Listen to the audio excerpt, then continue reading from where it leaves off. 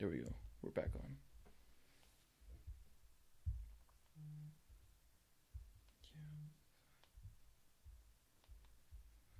ESPN that they want to use our footage. Paul George. This one? We're live? Yes. All right, guys. We really, really, really apologize. Alrighty. Now, how does it work? Does the comments stay live, or is there any comments, or are we live? Yeah, it's continuing off from the last one. Oh, perfect. So we left off on the top five rookies. So again, give me your top 5 rookies, and this is excluding Ben Simmons, right? Yes. We're not talking Ben Simmons right now. My top 5 rookies start off with the Celtics, Jason Tatum, and how he's come as advertised, producing and stepping up that role without Gordon Hayward. He's done a fantastic job. Second place, I have Dennis Smith Jr. He got the nod from LeBron and also has been averaging 21 points a game. And what I love about him most is his athletic dunks, because I love watching the highlights after the game. And the new guy who's come out and surprised everybody is Kyle Kuzma. Also coming off. What do you like about Kuzma? Because we saw Kuzma plenty of times in SAG. I think it was twice. Yes. You said you saw the intangibles before we got cut off because the batteries died. Yes. We apologize, guys. We're recording off the JVC.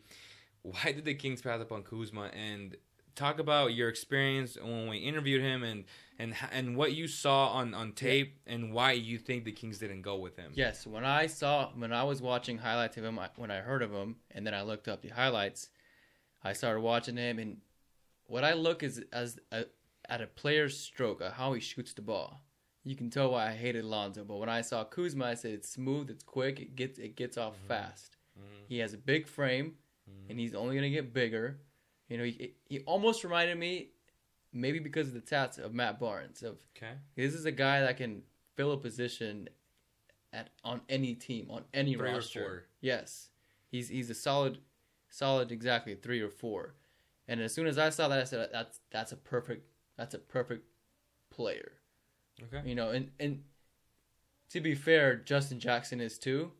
But what I saw, this guy, Justin Jackson's a little on the skinnier side. This guy, he's not as athletic. Yeah, and he's not. This guy is a little bulkier. He's got a little more muscle on him. Yeah, he's more athletic. And I said, okay, this guy's got.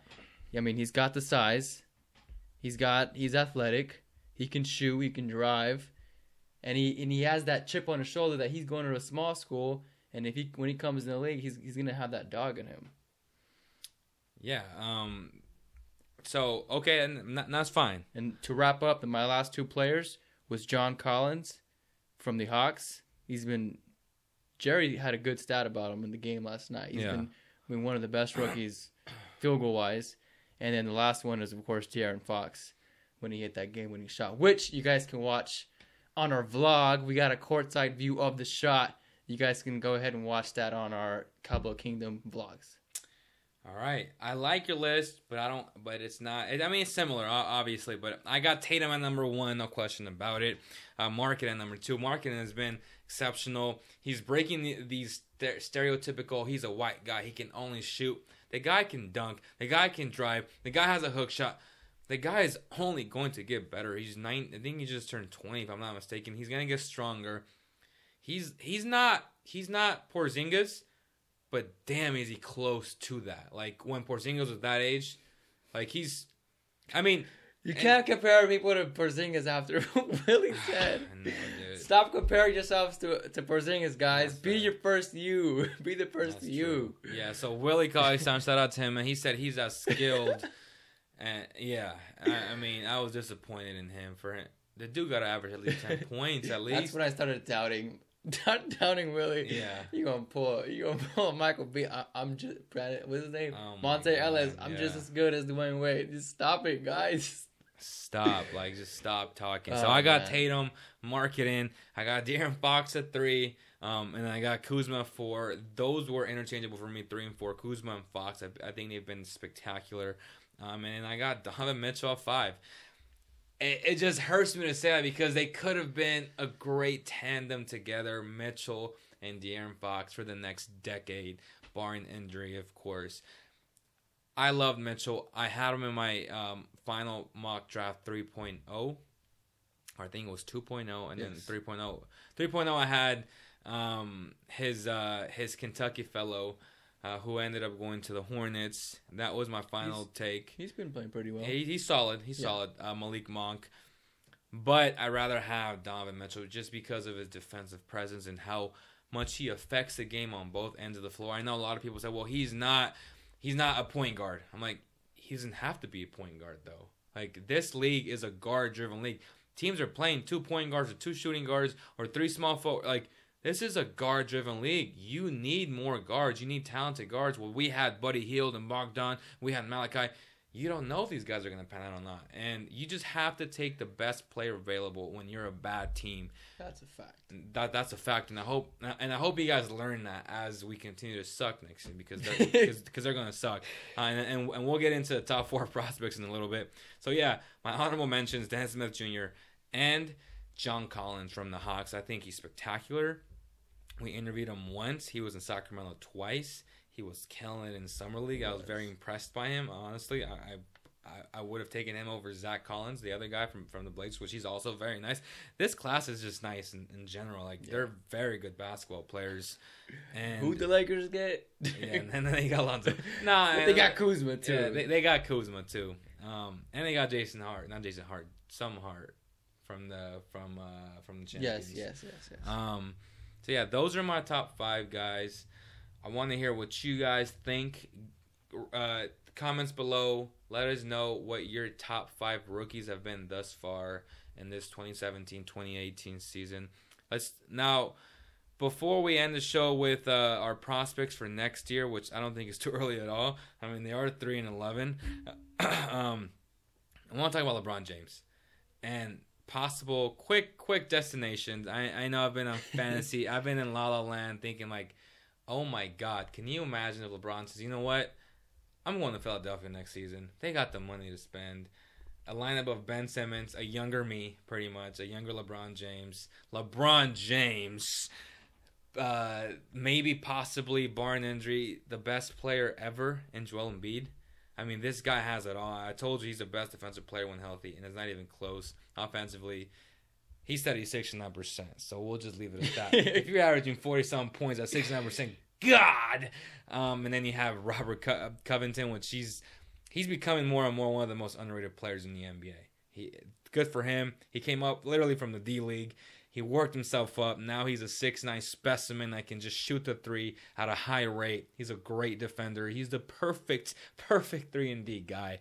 And then you haven't even seen Markelle Fultz play, the number 1 pick overall. So yeah, I see a lot of positives on that team, a strong nucleus, and that would be one of my destinations. The other destination would be Milwaukee, because I love the Greek Freak. I love what they're doing. Eric Bledsoe, they're 4-0 with Eric Bledsoe, by the way. Very impressed with him. I know he wanted to get the hell out of Phoenix. I mean, nobody wants to live in the desert. Sorry, Josh. But yeah, he's now in Milwaukee, which is weird. He went from the desert to like the cold. Yes.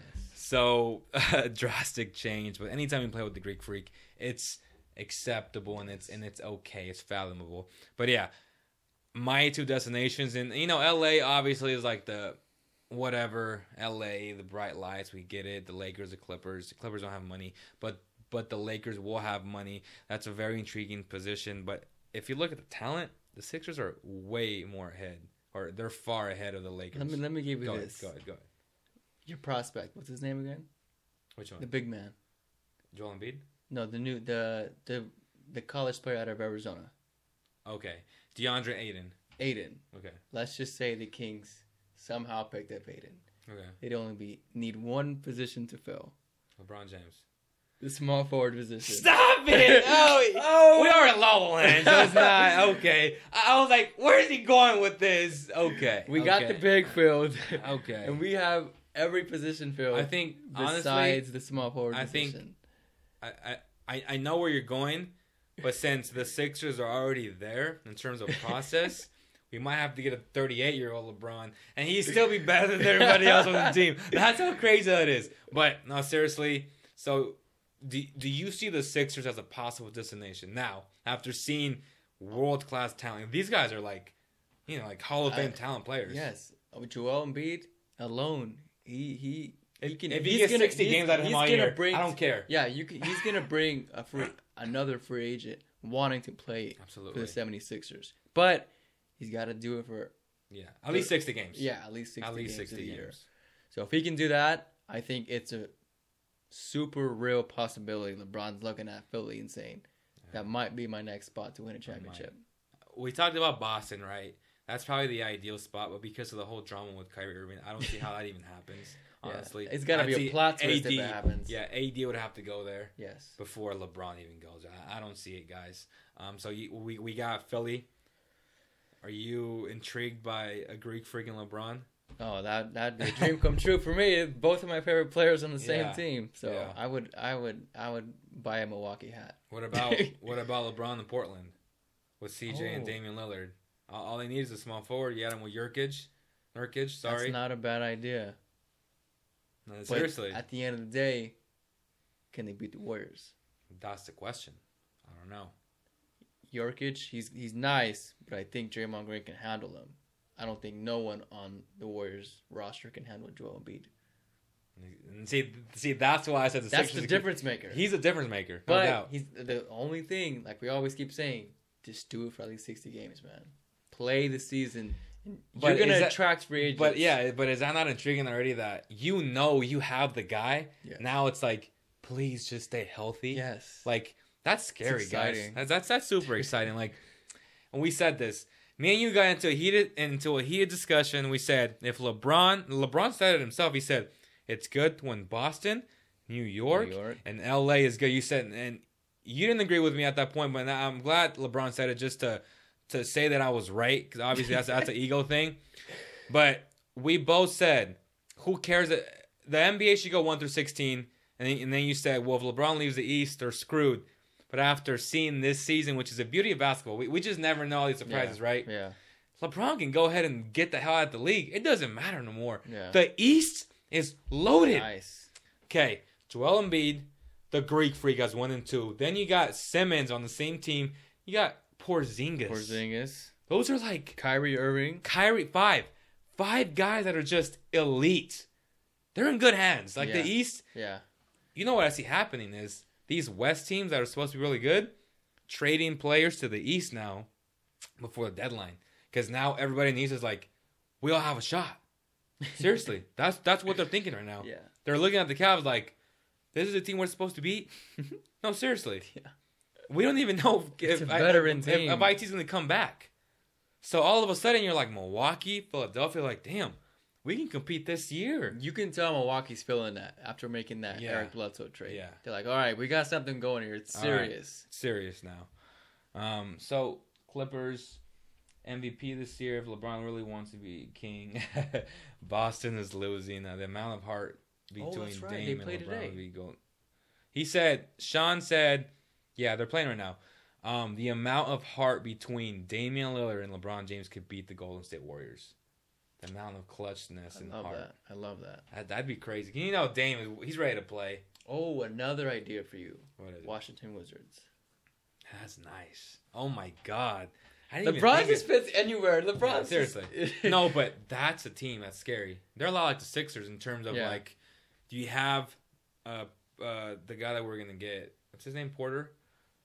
And then Porter Jr.? Porter Jr. You have Oubre. See, I'm trying to fit to a team with that have young wings. Oh, yes. And the Sixers have that with Simmons and with Covington. The Wizards have that too. With their entire... But their problem is payday. Yeah. LeBron's going to have to take a cut.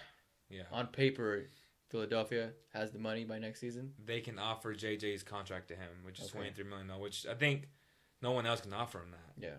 Which is still not a lot for LeBron, because LeBron is a $50 million player. But he'll take a little bit of a pay cut to see, hey, dude. And can you imagine Markelle Fultz comes out and he's just average. Like, he's just like an average, gives you 15 points a game type guy. Yeah. LeBron's like, sign me up. I no question. I think he's like the kicker in all this. If he comes back and he's like not terrible. LeBron needs snipers though. LeBron needs snipers. They got Sarge. They got Covington. Fultz has to be a sniper, just like with the Cavs. What do you see him doing? He's just surrounding himself with a ton of shooters. Yeah. So if Marco Fultz can come out and start. Okay, so you got. So what's your list? My list is the Sixers as my dream list. The Bucks, the Blazers, and the Wizards. Is that the same list? Yeah. Mine is above all. It'd be Sixers and Bucks.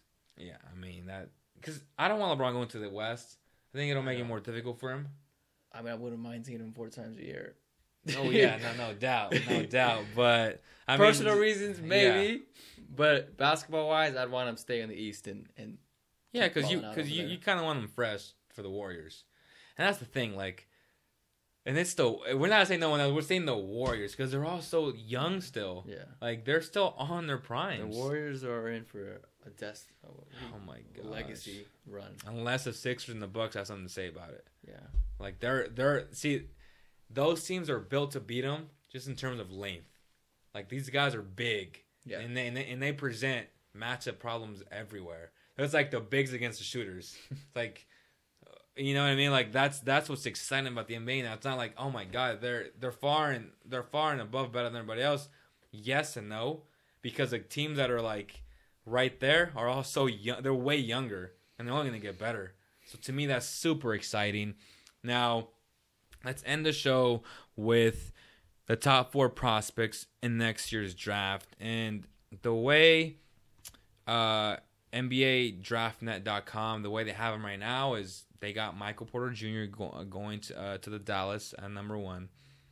Atlanta, DeAndre Ayton, number 2. Number 3, Chicago, Marvin Bagley at 3 from Duke. And then the Kings with Luka Doncic. I love it. I'm gonna be happy with that one. Yeah. So definitely, and then the more fifth, South players. Let's go for it. Yeah. So, but the fifth is Mohamed Bamba, 7'9" wingspan. The kid is a defensive like. I have to. Yeah. By law, I just have to start watching the new college guys because the way our season's going, you have to start paying attention. You know, it's bad when I'm watching Duke and Michigan State in preseason. Like you're like. I just need to see Marvin Bagley play. You know what I mean? Like I just need to watch these guys play. And by the way, Michael Porter Jr. he missed the second game today, and people are beginning to say, yeah, but they saying it's like weird. It's like all of a sudden he has hip injuries like already. I don't know. He might pull Ben Simmons and not want to be there after saying, "Oh shoot, I went to Missouri, not to Duke or to the big time programs." We'll see. Yeah. But he has missed. We haven't really watched him play. DeAndre Ayton, we watched this kid play. He can play, dude. He reminds me a lot of Joel Embiid. Obviously, it's not fair to compare him to Embiid, but he reminds me in so many aspects, like the imposing figure, the strength. Oh my God, this kid is so strong already at 19 years old, and then he has a jump shot. Like it's not super consistent, but you see it with time and with sets. He's gonna get there, and that's something that talking to the people that we talked to from the Bahamas. Their coach at Arizona, they don't. The coach does not want Aiden to dunk everything because he wants him to show his skill set, which to me is a great idea. And we also saw that when you're that big, it's kind of hard for you to run and run fast. This guy is lively at that height, at that much muscle. Like he might have to lose some of the muscle because LeBron James, but for the first 5 years he'll be fine. After that, his knees will be like, oh my God, my knees hurt. Oh, but he moves very, very lively. I know I talked about that on the Monday edition this week. Thoughts about him, just initial thoughts. Obviously, he has a lot of things to work on, but his talent is drooling. Yes. You know what I mean? Yeah.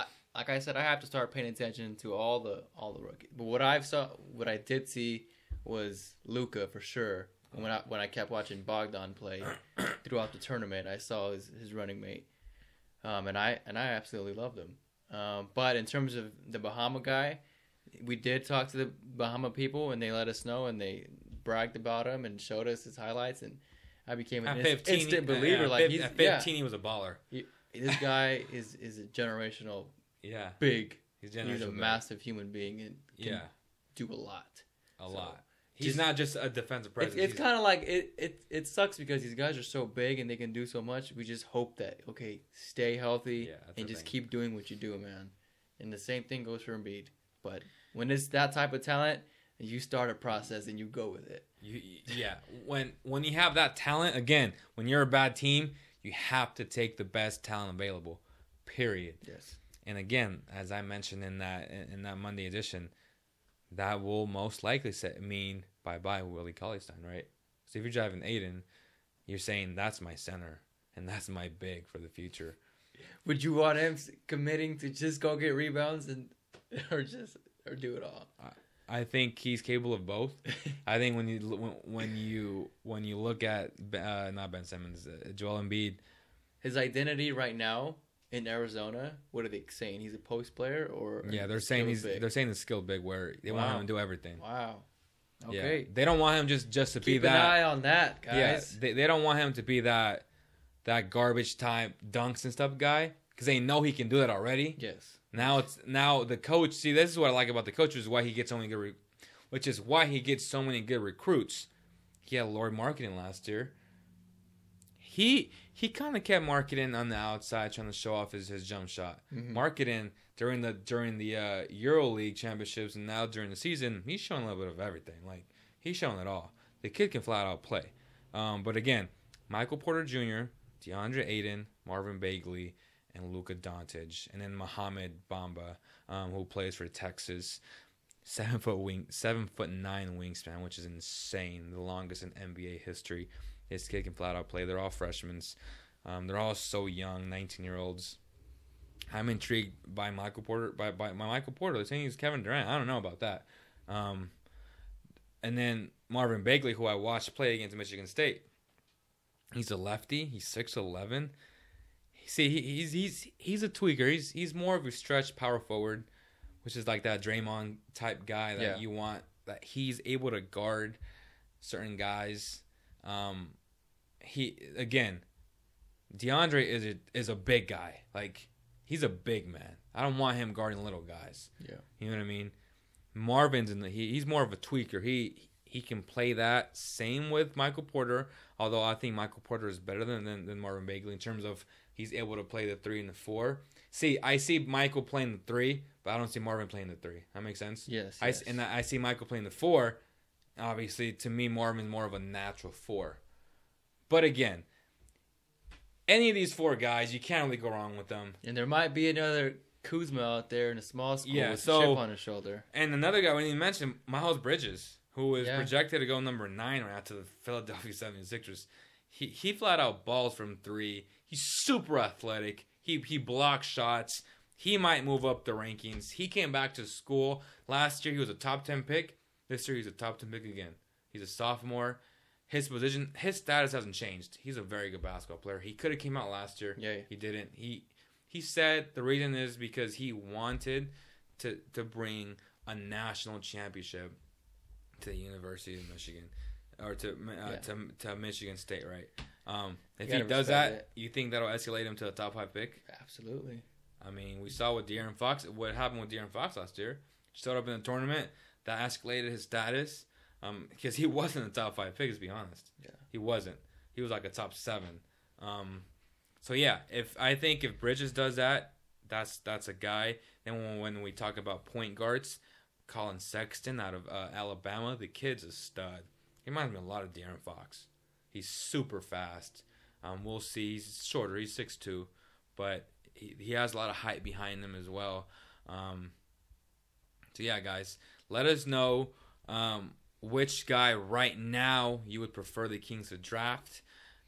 If he had number 1, who would you draft right now? I'm split between Luka and between DeAndre Ayton, just because I think. And then see, this is a mistake. I think the Kings are good as far as like their guards and stuff. But Luka Doncic is a generational talent. Like, you have to take him and be your 3 or your 2. I don't care. You know what I mean? Yeah. But then you look at Aiden, you're like, damn, he's also a generational talent. Like, and we really need a big, not knowing what Harry Giles is going to bring. Yo, best available, though. Yeah. At number 1, you have to work him out. Available? You have to work him out. Absolutely. I guess culture, that's when culture will factor in for Buddy. We'll see. Aiden Aiden with Collins would be crazy. Oh yeah. Oh, John Collins. John Collins and Aiden. Oh my God, that'd be insane. Oh, and I said goodness. that. I just realized I'm gonna be sitting on the court filming, or at least courtside when Aiden and Arizona come to. Oh shoot! So Sean Cobb, he works for New Mexico, for the university, and Arizona plays him. So Nice. Sean, you gotta be texting me, bro, for sure, man. Let me know what you see. Give me some footage, dog. Like, we really need that footage. I really need to analyze. Even though I have Synergy Sports, I mean, I can get it from there. But yeah, pay attention to Aiden. Aiden is a beast, and I've watched him. I've seen enough where I'm like, okay, all he needs to do is keep the damn ball up, stop doing the Papa Giannis, and just keep it up here, bro. You're 7 feet tall, and he'll be fine. Although the difference between him and Papa, he's a physical specimen. Like, his just strength alone will push people around. Yes. So, and then Michael Porter Jr. just because we need a small forward next year. Okay, I hit you up, brother. Haha, gonna be dope. That's gonna do it, guys. Hope you guys enjoyed this show. I think it was an hour long, right? Real time. I mean, it got cut off 30, because the battery ran out, guys. Should have ran with a bigger battery. Was not expecting this. But yeah, I thought we had a lot of people watching before the first one ended. I thought it was a good stream. It was a good conversation. I want to thank all our sponsors. Make sure to support them. And hoopcats.com. We have a card from Darren Fox right here. And the swipe of Fox. So we'll be giving these out. Shout out to hoopcats.com. Make sure to follow them on Instagram. And Valley Tire Center, guys. If you guys are looking for great deals, Kings tickets. And it just reminded me, we're going to give them out tomorrow. Kings versus Blazers. Yeah, and we were going to do it yesterday, but they got blown out by 46, and I'm like, fans are pissed. Yeah, bad marketing. Don't do that's bad marketing. And I was thinking even tonight, just stay tuned. Have your notifications turned on, guys. We might do it tonight. We might do it tomorrow morning. We are giving out tickets, section 106, super low, even better tickets than last year. Sponsored by Valley Tire Center. That's going to do it all from here. Final words, E-Man? My final words are on the Kings and the whole getting blown out by the 46 points. What I want to say is it could be worse. So can it be worse? I think that's the lowest. No, it could be worse, meaning there might have never been a Kings team in Sacramento, for the fans that are going ludicrous over this team. True. So, amen. That's all I have to say. It could be worse, man. We're gonna go through the bumps and bruises, but it's gonna get better, and I'm gonna enjoy it a lot more when we're winning, especially with a nice culture. Like you might call them soft, but if they do become good, right, in a pass first team and it's this atmosphere, it's gonna be a lot of fun. Well, that's gonna do it, guys. Thank you guys for joining us here on the CK Podcast, episode 316. On behalf of the entire CK team, peace, and see you guys tomorrow night.